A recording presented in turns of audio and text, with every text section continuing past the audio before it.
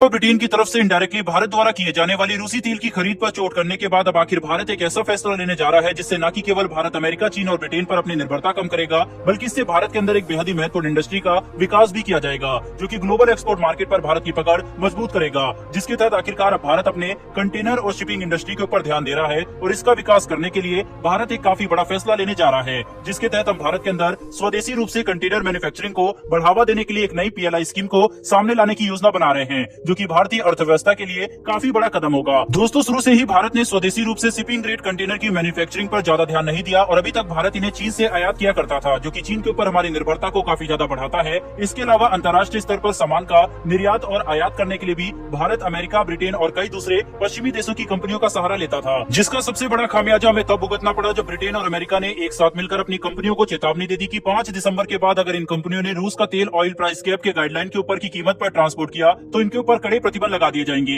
जिसकी वजह से ब्रिटेन और अमेरिका की कई शिपिंग और ट्रांसपोर्ट कंपनियां डर गई, जिससे भारत पर भी दबाव बनने लगा, क्योंकि भारत रूस से फिलहाल सबसे ज्यादा तेल खरीद रहा है। मौजूदा समय में भारत अपनी कुल ऊर्जा जरूरतों का 23% रूस से ही पूरा करता है। ऐसे में भारत के लिए सबसे बड़ी परेशानी यह बन गई कि हम रूस से तेल तो खरीद लेंगे, लेकिन क्योंकि हमारे पास खुद इतनी संख्या में शिपिंग कंटेनर और ट्रांसपोर्ट शिप्स नहीं है, इसीलिए हम इन्हें भारत तक नहीं ला सकेंगे। और क्योंकि भारत ऑयल प्राइस कैप को नहीं मानने वाला, इसीलिए प्राइवेट कंपनियां भी भारत की मदद नहीं कर पाएंगे। ऐसे में इतने महत्वपूर्ण समय पर भारत द्वारा अपने देश में शिपिंग कंटेनर और ट्रांसपोर्ट इंडस्ट्री का विकास करने के लिए बिल्कुल नए PLI यानी कि प्रोडक्शन लिंक इंसेंटिव स्कीम को सामने लाना काफी अच्छा और महत्वपूर्ण कदम हो सकता है, जिससे भारत की प्राइवेट कंपनियां भारत के अंदर ही शिपिंग ग्रेड कंटेनर को मैन्युफैक्चर करेंगी और भारत को इन्हें चीन से खरीदने की भी कोई जरूरत नहीं होगी। वहीं इसके साथ ही भारत अपनी शिपिंग इंडस्ट्री का भी विकास कर सकता है, जिससे धीरे धीरे भारत तेल और नेचुरल गैस के ट्रांसपोर्ट के लिए कभी भी विदेशी कंपनियों पर निर्भर नहीं रहेगा, जो कि सच में आत्मनिर्भरता हासिल करने के लिए काफी महत्वपूर्ण है। हालांकि इसे हकीकत बनने में कई सालों का समय लग सकता है, लेकिन अगर हमने इस साल भी इसकी शुरुआत कर दी तो आने वाले 5 से 6 सालों में भारत शिपिंग कंटेनर मैन्युफैक्चरिंग और कार्गो ट्रांसपोर्ट के क्षेत्र में एक वर्ल्ड लीडर बनकर सामने आ सकता है। वहीं इसी भी सेमीकंडक्टर मैन्युफैक्चरिंग के क्षेत्र से भारत के लिए काफी अच्छी खबर निकलकर सामने आ रही है, जो कि मेक इन इंडिया के लिए काफी ज्यादा अच्छा है, जिसके तहत वेदांता फॉक्सकॉन ग्रुप की तरफ से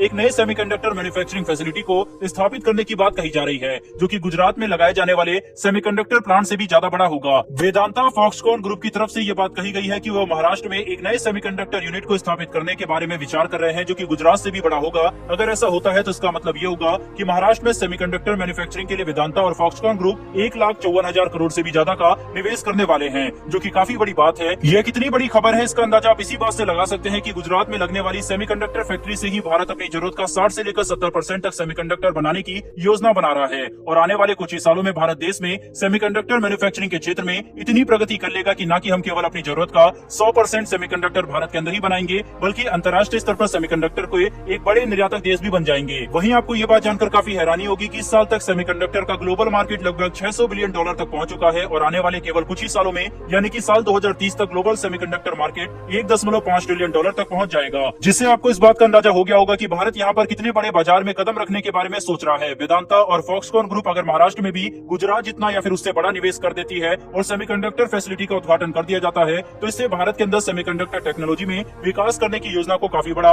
मोमेंटम मिलेगा, जिससे भारत समय से पहले ही अपनी सोची हुई क्षमता को हासिल कर सकता है, जो कि हमारे लिए काफी अच्छी बात है। दोस्तों, मैन्युफैक्चरिंग क्षेत्र से जुड़ी हुई इन दोनों खबरों को मिलाकर देखा जाए तो एक बात तो साफ है कि चाहे बात हो कंटेनर और शिपिंग इंडस्ट्री की या फिर सेमीकंडक्टर जैसी जटिल टेक्नोलॉजी को विकसित करने की, भारत हर क्षेत्र में काफी तेजी से काम कर रहा है। वहीं वह समय अब दूर नहीं जब भारत लगभग हर क्षेत्र में ही आत्मनिर्भर बन जाएगा, जो कि हर भारतीय के लिए काफी गर्व की बात होगी। बहरहाल दोस्तों, इस वीडियो में इतना ही। अगर आपको ये दोनों इन्फॉर्मेशन पसंद आई हो तो वीडियो को लाइक करके हमारी आने वाली डिफेंस और वर्ल्ड अफेयर से जुड़ी ऐसी वीडियो के लिए चैनल को सब्सक्राइब कर बेल नोटिफिकेशन अवश्य दबा ले। फिर मिलेंगे ऐसी एक नई वीडियो के साथ। धन्यवाद। जय हिंद।